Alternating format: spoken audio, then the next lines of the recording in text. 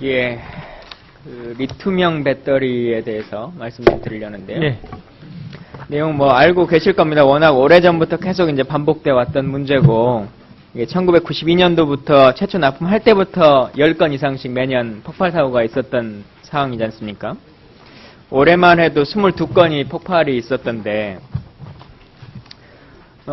올해 이제 각 군에서 문제 제기를 했던 것을 그냥 그대로 읽어보겠습니다.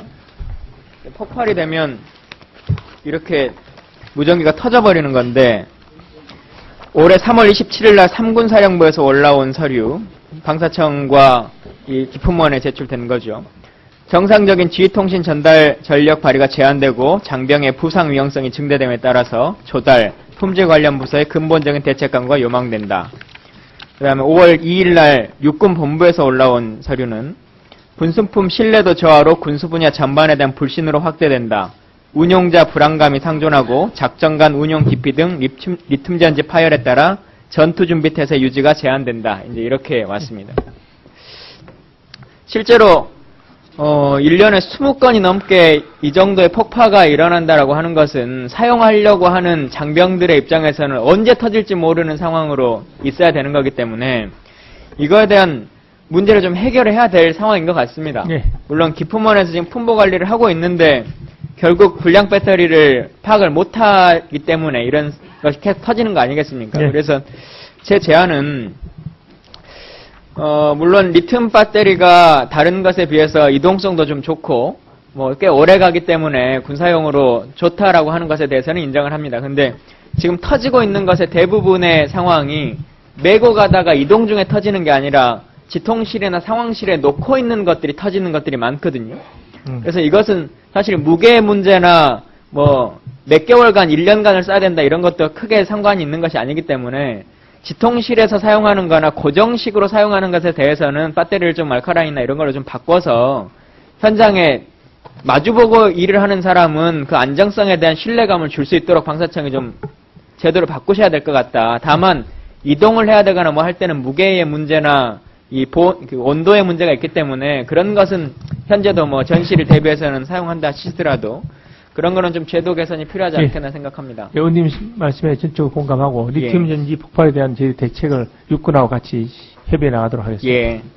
여기도 어디나 빠지지 않는 여러 가지 이제 군대 문제 중에 하나가 이 배터리도 과연 92년도부터 했는데 2013년까지 단 한 업체가 독점으로 계약을 하고 지금 있습니다. 2014년에 처음으로 한 업체가 추가됐는데 추가된 업체는 결국 납품도 지금 못해야 하는 상황이 됐고 여튼 이런 것도 좀 청장님이 표정을 보면 잘 모르시는 것 같아서 확인을 좀 해보시면 좋겠습니다.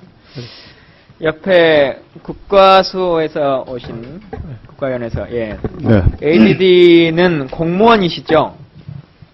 공무원 신분은 아닙니다. 예. 근데 문제가 발생할 때는 국가공무원 신분으로 보시는 그렇습니다. 거죠? 예. 규정에 준하는 적용을 받고 예, 있습니다. 임직원은 국가공무원법 제7장 법무에 관한 규정을 준용하며 형법이나 그 밖의 처벌 법규를 적용할 때는 국가공무원으로 본다. 이렇게 설명을 하시지 않습니까? 네. 특히나 요즘 뭐 많이 문제되고 있습니다만 국가위원은 감경권도 없으시잖아요.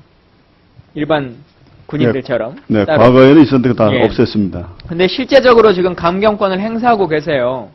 법률이나 이런 것에 따라서 하지 않고 ADD 자체 처벌 규정에 따라서 다 행사를 하고 계시기 때문에 청장님이 잘 모르시는 것이 그러신데 방사청 공직기관 담당관실에서도 문서로 이게 문제가 있다라고 하는 것을 조치사항을 보냅니다. 2013년 8월 27일 날 이 징계 규정이 공무원 양형 규정에 비해서 너무 낮다라고 지적을 했는데도 산하기관에서 1년이 넘도록 지금 고치질 않고 있고 이걸 획득정책과에서도 관련한 문제가 있다라고 통보했는데 아직도 하나도 규정을 바꾸지 않고 있습니다. 그래서 이 2급 비밀 분실자나 성매매도 모두 다 경고 처리로 ADD는 끝나는 거거든요.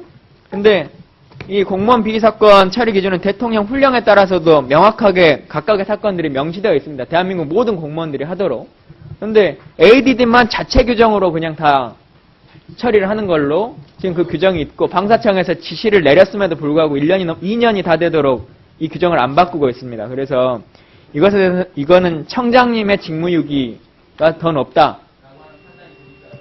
상장님이 좀 보시고. 보안 설명 좀 드려도 되겠습니까? 예, 말씀하십시오. 그 연구소 징계 규정 개정하는 문제는 작년도에 그 방송으로부터 통보를 받았습니다. 예. 그래서 그 내용을 저희들이 법률 자문한 결과 근로기준법에 의해서 취업규칙 분리 변경 사항에 대해서는 그 직원 동의를 받도록 되어 있습니다. 그래서 그 현재 그 동의 절차를 지금 거치고 있고 11월까지는 확정할 예정으로 있습니다.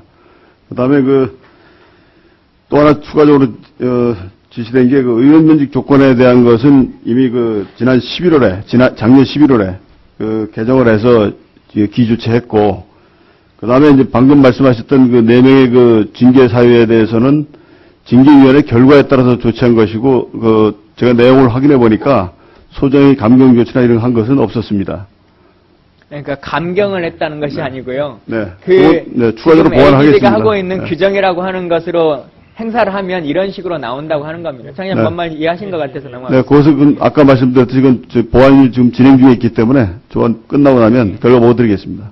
근데 보완도 법률상 위반이 된 건데 자체 규정상 뭘 어떤 것들을 해야 된다라고 하는 것으로 시간을 끄는 것에 대해서 여기서 납득을 하라고 하시는 것은 좀 이해가 안 되는 것 같습니다. 예, 아마 예, 김광진 의원 수고했습니다. 다음은 추가 질의의 끝으로 손인춘 의원께서 질의하시겠습니다.